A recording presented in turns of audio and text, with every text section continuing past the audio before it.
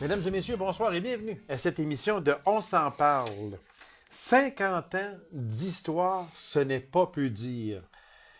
Il tenait à immortaliser toutes ces belles années. Préface de Régent Houle, le livre Les Citadelles, l'école de la vie. Je reçois l'auteur de cette historique de Rouyn-Noranda, M. Paul Urtubise. Paul Urtubise, bonsoir. Bonsoir, Gabi.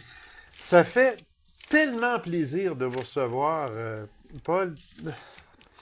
Je sais que vous êtes un passionné de hockey, vous êtes un maniaque de hockey. Je suis un passionné de hockey, un maniaque de hockey, donc on va se compléter, j'en suis persuadé. Oui. 50 ans d'histoire. Vous avez été vous-même, Paul, un joueur de hockey. Oui. Moi, si je vous demandais de décrire votre parcours comme hockeyeur, puis après ça, on va rentrer dans le vif du sujet qui est le livre proprement dit, mais je vais vous demander d'arrêter à un diagnostic qui vous est arrêté. On en reparlera un petit peu plus loin. OK, c'est bon.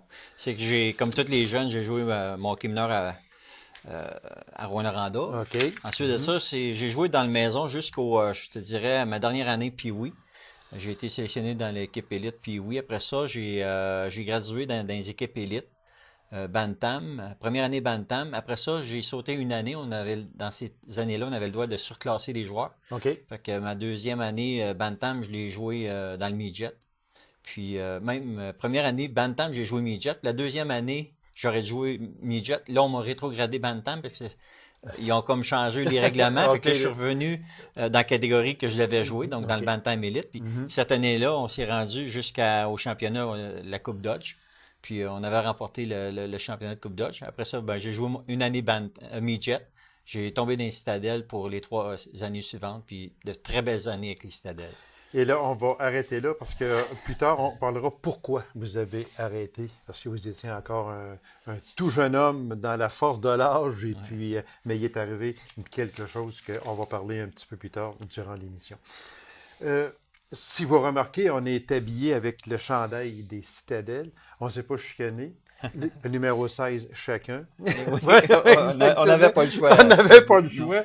Alors, c'est en hommage aux Citadelles de Rouen. Paul, comment on en vient à écrire un livre sur les Citadelles? On se lève pas un bon matin et on se dit, tiens, moi j'écris un livre, puis c'est probablement pas de même. C'est de longue haleine. C'est venu vous chercher quand, disons? C'est il y a 3 ans, c'est Jean-Luc Racicot, OK. un ancien Stade, bien sûr, qui est venu me voir avec le livre des Cubs de New Lisgard. Ah, OK. Oui, les Cubs avaient leur livre à eux, donc je me suis dit, moi, j'ai dit à Jean-Luc, ça se peut pas que nous, on n'ait pas ça, Jean-Luc, là, je peux pas croire qu'il n'y a pas quelqu'un à Rouyn-Noranda qui... Là, Jean-Luc, il dit, moi, je connais pas grand monde, fait que... Moi, j'aime écrire, donc je me suis donné le mandat de pondre ce livre-là, puis de travailler, faire des recherches, puis remarque avec Pitt Laflamme, qui connaît Que pas... tout le monde connaît, oui, au niveau du hockey. exactement, oui. Heureusement, Pitt, ça fait 50 ans qu'il est avec les Citadelles. Ben, 53 ans, mais 53, tu sais, depuis les débuts qu'il est là. Puis il a archivé toutes les coupures de journaux depuis ces 50 ans. C'était toute une source, ça. Oui, là, ça, avec ça m'a aidé je comprends, grandement. oui, Puis c'est sûr. à partir de là, moi, j'ai récupéré toute la documentation que Pitt pouvait me donner. Après ça, j'ai un ami, un ex-Citadelle, Yannick Rochelot, que lui m'a récupéré les articles qu'on n'avait pas. C'est-à-dire qu'à partir des années, on va dire 2000, il y a une dizaine d'années qui me manquaient. Lui, il est allé aux Archives nationales, il a tout récupéré les copies de journaux. Donc, tu sais, c'est un travail d'équipe. Tu sais, les Citadelles, c'est une grande famille. C'est sûr, Donc, autant c'est Jean-Luc sûr. Racicot, Pitt, Yannick, tu sais, on a travaillé en équipe pour pondre ce document-là, puis c'est une fierté, là. Personnellement, je suis fier, mais je pense que les coéquipiers puis les anciens vont apprécier ce petit J'en suis ce persuadé, livre-là. Là. Oui, persuadé. ouais. Paul, les Citadelles, l'école de la vie. Pourquoi l'école de la vie? Parce que ça n'a pas été marqué là pour rien. Là. Non. C'est certain. Ce message-là, je m'en cache pas encore là, c'est Pitt Laflamme. OK. OK? Pitt, là, depuis, je vais dire, une trentaine d'années, je vais dire 30 ans qu'il est peut-être président, c'est qu'il reçoit les familles à Noël. Puis, oui, il explique aux parents le rôle des instructeurs, le rôle de la direction, le rôle. Et quand il finit son speech, le message, C'est ça. Les citadelles, c'est l'école de la vie. Puis, tu vas parler à tous les joueurs, puis tout le monde a entendu cette phrase-là à un moment donné. C'est donc dire que tu ne pouvais pas passer à côté. Il fallait que tu mettes absolument cette phrase-là Ouais. qui était essentielle. Et t'identifier, écoute, ça l'appartient aux citadelles. Ça l'appartient donc, aux citadelles. ouais. On va présenter le livre, Paul. On va demander ici de faire un gros plan. On va y aller avec celui-là ici. OK. On va présenter le livre 1964-2014, 50 ans de hockey qui ont marqué l'histoire sportive et sociale de Rouyn-Noranda, l'ABC de l'édition. On le voit très bien là, actuellement. Préface de Régent Houle. Monsieur Pinot, Oui, comme, Pinot. ça va toujours rester Ouais. Régent, natif de Rouyn-Noranda, Ouais. on le sait. Ouais. A connu une belle carrière également, Régent, qui est toujours dans le giron du Canadien de Montréal avec le Salon des Anciens, Ouais. je pense, c'est Président ça. des Anciens, ouais. Exactement, qui est président des Anciens. Moi, Paul, si je vous demandais comment vous avez approché Régent Houle pour écrire cette préface qui, soit dit en passant, est vraiment belle. Vraiment, vraiment. Ben, comme je disais tantôt, c'est que les citadelles, c'est une famille. Donc, pourquoi Régent? Ben, c'est un ambassadeur. Tu sais, Régent, il participe. Quand on fait nos retrouvailles, ça a été le 25e, le 30e, il est présent. Sinon, il va envoyer un message où, tu sais, il est toujours avec nous, là, tu sais, il fait partie de la famille. Il y a à cœur Rouyn-Noranda, tout ça, puis puis oui. il m'a fait confiance, tu sais, c'est pas évident, là, de s'attacher ou de s'associer à...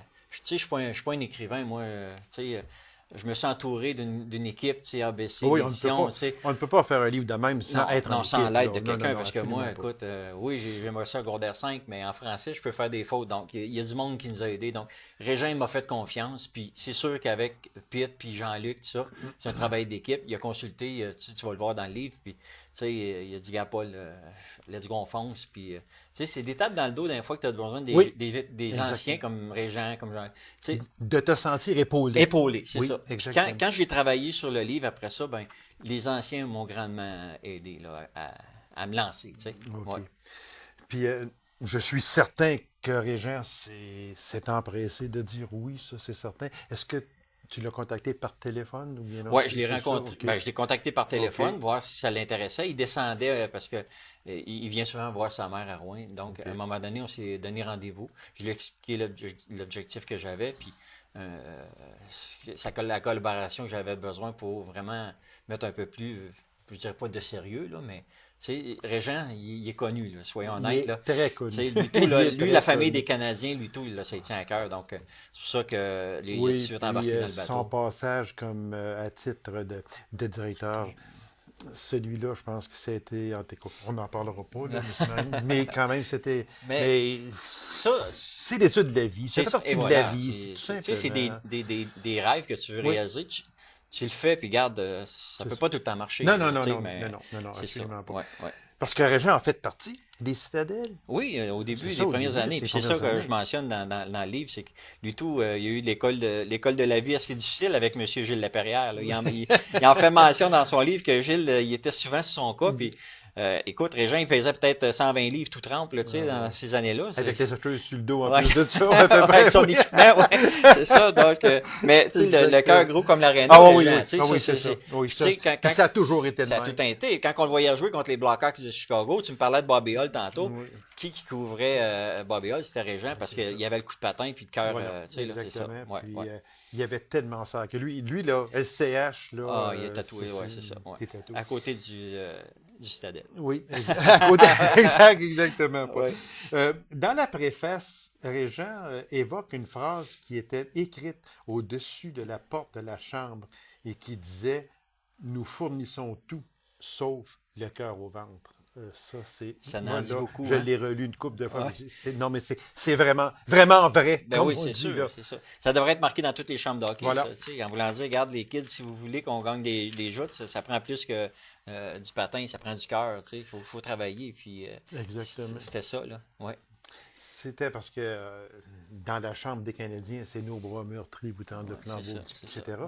Fait que, mais je ne savais pas qu'il y avait cette phrase-là. Ouais. Puis elle dit tout, Ouais. tout Et simplement. voilà. Et voilà. On peut tout fournir, mais sauf ça. Ça, là, On va peut te fournir pas. des hockey, on va te fournir des Des épaulettes. patins, des rondelles, n'importe quoi. Ouais. Mais ça. Ouais, c'est ça. Ouais. Paul, que représentaient les citadelles pour Rouyn-Noranda et l'Abitibi en général? Et parlez-nous de la fondation de cette équipe en octobre 64. Pour l'Abitibi, c'était gros, les citadelles. Ben, c'est une dynastie, tu sais, C'est soyons une- honnêtes. oui, c'est que, oui. tu sais, survivre à 50 ans ou 53 ans sans changer de nom, en ayant tout le temps la même organisation qui t'épaule, hein, tu sais, d'année en année. Puis après, quand ça a débuté, comme je mentionne dans le livre, t'as la Radio Nord qui a appuyé l'organisation. C'était M. Dan Clément dans ce temps-là qui a parti de l'équipe avec un conseil d'administration. Après ça, tu as eu La Frontière qui a embarqué. Le maire de Rouyn-Noranda qui mentionne que j'aime mieux voir les jeunes sur la patinoire que de les voir dans la rue. Donc, tu sais, c'est la communauté qui est argognante. Oui, les citadelles, c'est important pour Rouyn-Noranda, mais ça a été plus loin que Rouyn-Noranda parce que le nombre de joueurs qui se sont rendus dans la Ligue nationale, Rouyn-Noranda, c'est où? C'est en Abitibi-Témiscamingue, tu sais. C'est la pyramide, ça commence une petite équipe, puis après ça s'en va jusqu'en Abitibi-Témiscamingue, tu sais. C'est comme Régation-Vachon quand il vient de Qui haut. vient d'être intronisé au Ben temple oui, de renommée. Palmarol, c'est où? Ben, Oh, c'est en Abitibi-Témiscamingue, tu sais, veut pas. Ça a de l'impact sur tout le monde. Là, exactement, ouais. c'est ça. Ouais. Puis justement, tu viens de nommer Rogatien-Vachon au temple de la renommée, mais de l'Abitibi-Témiscamingue, il y en a eu beaucoup. On est une pépinière, on est fiers de ça, on est vraiment fiers. Dans les années 70, l'Abitibi-Témiscamingue Oh, était la pépinière. On oui. fournissait des joueurs là, à Oui. la tonne. Là, pas juste de Rouyn-Noranda, on pense La Sarre, on pense Oui, le Val-d'Or, exactement. d'Amos, il y en a eu. Là. Il y en a Même eu, Témiscamingue, certains, oui. tu sais, Savard. On n'a qu'à penser au Pierre Larouche, Serge Savard. Ouais, mais etc. aussi André Savard qui vient de Témiscamingue, André Savard, puis oui, Gingras, Gaston Gingras. Ben oui, qui vient, c'est tu sais, sûr. Oui. le mieux, en tout cas, là, on est plusieurs. Là, On ouais. était vraiment une Oui, pépinière oui, oui. pour Puis la Ligue. avec M. Laperrière qui fournissait ces noms-là aux Canadiens juniors. Regarde, à Mais quelque voilà, part. exactement, c'est ça. C'est ça, Exactement. ouais, ouais. Parce qu'on dit que plus de 850 jeunes joueurs ont évolué au sein de cette dynastie abitibienne. Mais quand on regarde ça, avec les années, on se dit 850 jeunes qui ont fait partie de cette dynastie-là. C'est quelque chose, Paul. C'est beaucoup de monde, hein? C'est C'est beaucoup de monde. Puis quand on fait les retrouvailles, quand on a eu le 50e, là, on était près de 400 là, à se réunir, à se retrouver au centre de la glace. Puis, puis tu sais, il y a une reconnaissance, un esprit d'équipe, un esprit de famille. Tu sais, c'est vraiment beau à voir, là. C'est Ouais. sûr. Puis dans ça, mais comme on le disait tantôt, il y en a plusieurs qui ont fait la Ligue nationale de hockey. Ouais. Moi, je vais vous nommer quelques noms. On va en discuter. On va aller loin un peu, là, mais ça fait rien. On est là pour ça. Et voilà. Dave Keon, Ouais. Hubert Pitt-Martin, Ouais. Dale Talon, Rogatien-Vachon, Éric Desjardins, les frères Turgeon, Rasco, Laperrière, Savard, Larouche. Puis on pourrait continuer là, le restant de l'émission. Là, la question qui tue. OK, Paul? On est habitué le dimanche soir d'avoir cette question-là, c'est souvent, mais la question qui tue, si je vous demandais de tous ces noms-là, un nom qui a vraiment qui a ressorti. Je sais que tu vas me dire, mais non, mais gars, c'est pas possible d'en être rien qu'un, mais le joueur qui vous a le plus impressionné dans cette liste-là, puis même dans d'autres aussi, là, d'autres noms. Ben moi, c'est Pierre Turgeon. Là. Regarde, Okay. Je peux pas faire autrement que nommer Pierre parce que c'est un joueur. Ancien capitaine du Canadien aussi. Ouais, c'est ça. Puis à 15 ans, il jouait contre des gars de 17-18 ans. Puis, tu sais, ça prenait des permissions spéciales pour qu'il puisse jouer sur la route. Puis, il a fallu son père demander des permissions écrites. Puis même, ça a été jusqu'à des avocats. Mais il était tellement beau à voir. Puis on le voyait, là. Puis oui, ben, tu sais, on le voyait, là. Il perçait. Il perçait, là. Tu sais, vraiment. J'enlève rien aux autres. Non, parce non, que- non. C'est pour ça que c'est un petit peu la question qui mais tue, là. du tac au Parce que- tac, tu me demandes un joueur. T'es pas correct, mais je vais te nommer Pierre Turgeon. Mais tu sais, j'aimerais ça le nommer. J'ai un joueur, moi, En tout cas, c'est Jean Sigouin. Moi, OK. je suis certain que tu connais pas Jean Sigouin. Non, Non, Jean, il a été 2 ans avant moi, 2 ou 3 ans avant moi. Puis c'est un joueur low profile, tu sais. OK, wow. Mais c'est un défenseur aussi. Parce que moi, là, Toi, depuis, tu étais défenseur. écoute, en 66, mon père m'emmenait voir les citadelles, puis depuis ce temps-là que je suis des citadelles, puis j'ai tout le temps remarqué, je sais pas pourquoi, parce que je suis un défenseur, mais je suis défenseur depuis quand j'ai joué juvénile, même bantam un peu, mais je cliquais sur les défenseurs. Tu sais, les frères Lavallée, Serge, Denis, c'est des gars, les frères Bibot, je sais pas, OK. Raymond puis Richard, c'est 2 défenseurs, mais moi, Denis Morin, Pingouin, tu sais, c'est des gars qui étaient, tu sais, low profile, Oui, rien oui. de spectaculaire. Non, non. Tu sais, c'était pas des Sacha Guimont, là, ou Éric Desjardins. Genre Éric Desjardins. Si Ouais, t'en c'est veux ça. ce que je partais pour dire, Éric, on le voyait à peu près pas, jamais de saut d'humeur, rien, mais C'est ça. quand on regardait le tableau C'est après, ça. on disait, mon Dieu, Ouais. il a joué tant de temps, Ouais. puis plus Éric, de Éric tu sais. était un petit peu mon genre, plus offensif, peut-être plus offensif, mais moi tout, je pas ça, là, de temps en temps, monter à rondelle, OK. mais Jean Sigouin, c'était mon... Il venait de où, Jean Je Sigouin? pense que ça vient d'Amos ou de la Sarre, là, mais... Ou Tachot, peut-être? Peut-être, mais... Comme Moi, ça serait... parce que ça serait mon coup de cœur, tu sais, là, mais... côté Mais- talent, Pierre... Mais j'ai fait par exprès, pas de... ouais, parce que... on appelle ça faire une pause d'un patin. Une passe sympathique, Ouais, c'est exactement. ça, c'est bon. Mais Mais c'est tu l'as bien correct. capté pareil. Ouais, c'est correct, c'est correct. C'est bien correct. Oui. On en vient, Paul, à l'année 76-77. Ouais. Ça aurait été une année très difficile pour Paul Hurtubise. Il y a un diagnostic qui est sorti. On en parlait tantôt. On disait que tu as arrêté ta carrière jeune. Tu aurais pu continuer beaucoup plus. Puis on a dit, mais on reviendra sur cet incident-là. Qu'est-ce qui est arrivé? Quel diagnostic, Paul, qui est sorti en 76-77? Ben moi, je jouais beaucoup. J'avais beaucoup de temps de glace, tout ça. Et puis, à partir parce qu'on avait gagné, il me semble qu'on avait gagné le tournoi midget, tournoi juvénile qui se faisait à Noranda au Fight, tu sais. Puis à partir de ces moments-là, j'étais plus fatigué, mais je savais pas pourquoi. Puis rendu dans les séries, j'étais moins, je me fatiguais plus vite. Puis je devais aller en arrière pour des maux de cœur. Tu sais, là, je revenais, je faisais mon chiffre, je retournais en arrière pour faire ce qu'il fallait faire, tu sais, quelque part. Puis à un moment donné, les soigneurs ils ont dit là, c'est pas normal que Paul sorte de même, puis que non. Fait que là, ils m'ont fait voir le docteur. Puis c'était un souffle au cœur. Le cœur trop petit pour les efforts physiques que je faisais. Donc, pour être sûr que c'était pas prendre de chance, ils m'ont hospitalisé. J'ai été aux soins intensifs à Rouen pendant à peu près une semaine. Après ça, ils m'ont transféré à l'hôpital Sacré-Cœur de Montréal où j'ai resté une semaine et demie à peu près. Donc, ça a été là que ça s'est fini. Là. Enfin, quand j'ai continué à jouer quand même, Gabi, mais avec peut-être moins d'efforts. J'ai joué à Mont-Laurier l'année d'après, mais... Vous aviez quel âge, Paul, à ce moment-là? 19, oui. Bon.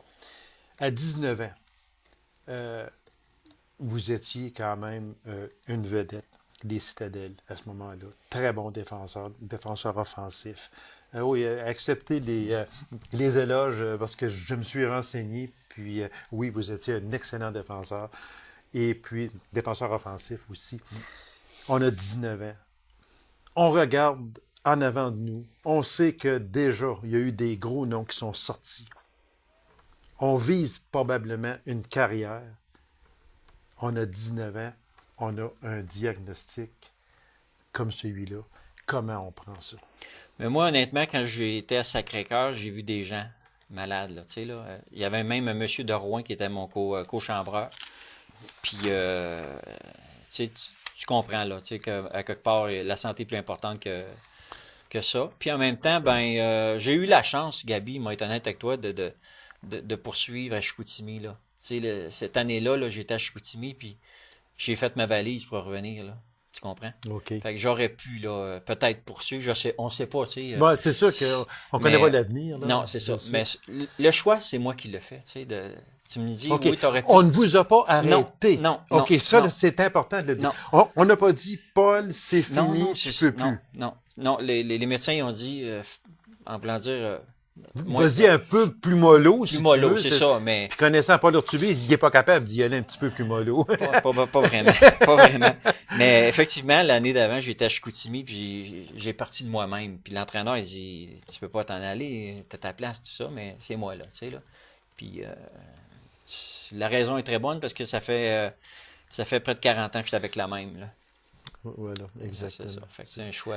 Fait que c'est un choix que vous avez fait sur un diagnostic. Ouais. Vous pensiez au futur et non pas au présent. Ouais, c'est ça. C'est que.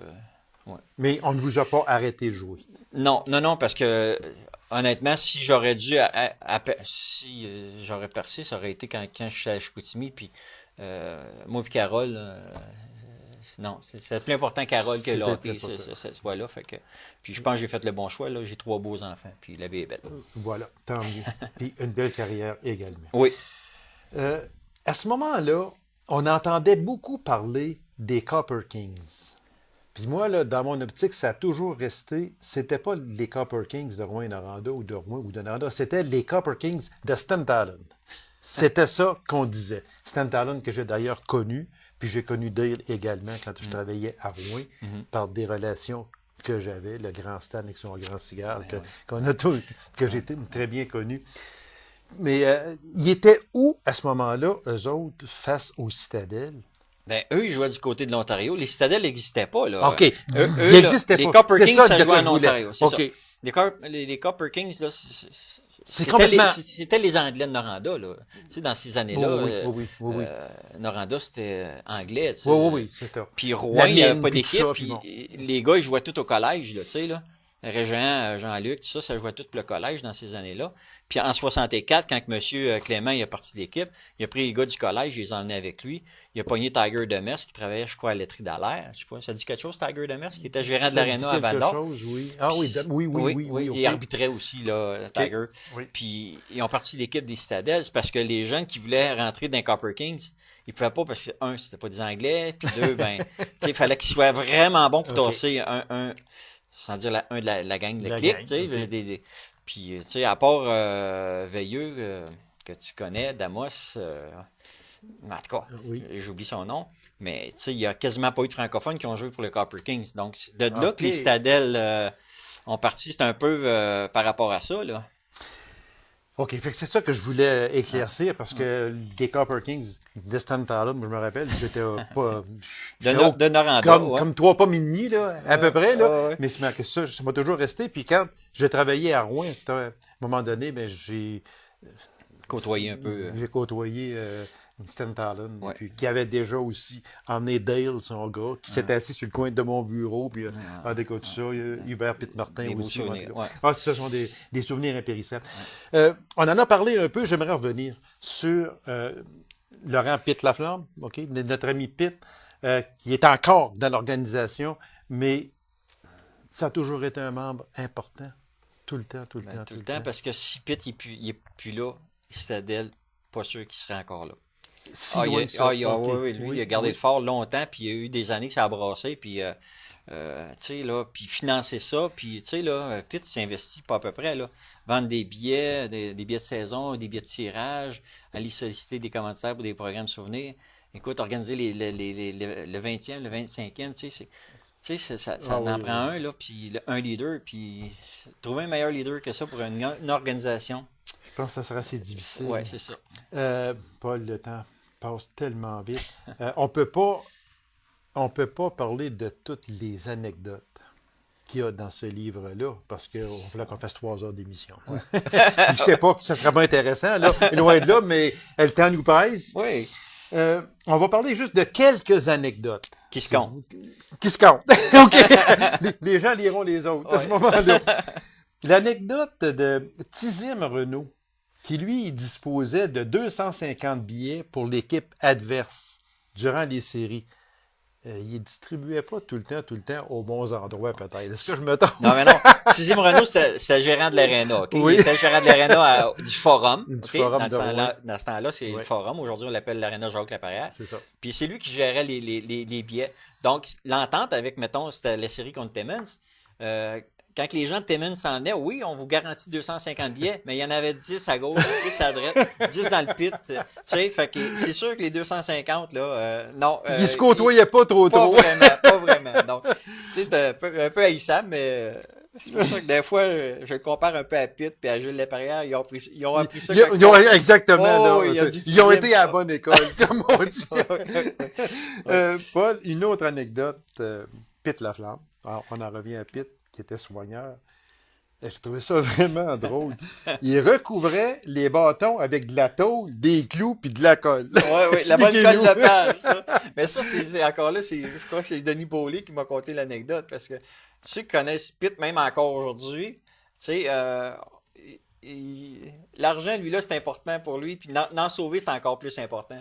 Fait que c'est pour ça que dans ces années-là, lui, il avait comme le mandat d'essayer de rabouter des hockey, tout ça. Puis je l'ai déjà vu, moi, notre gardien de but, Pélissier, puis Guélin Garon, c'était des plaques de métal, le palette de goaler, là. Dans les pratiques, il fallait qu'ils prennent des bâtons de pratique. Mais il n'était pas en bois. Des plaques de métal. Oh, il était recouvert de plaques de métal parce que ça coûte cher un bâton. Tu sais. Oui, c'est sûr. Mais Pitt System D, lui, il y en avait en masse des trucs. C'est pour ça que je vous dis, mesdames et messieurs, là, il faut absolument que vous possédiez ce livre-là. Mais ça, on a parlé là, de 2 anecdotes. Je pense qu'il y en a 30.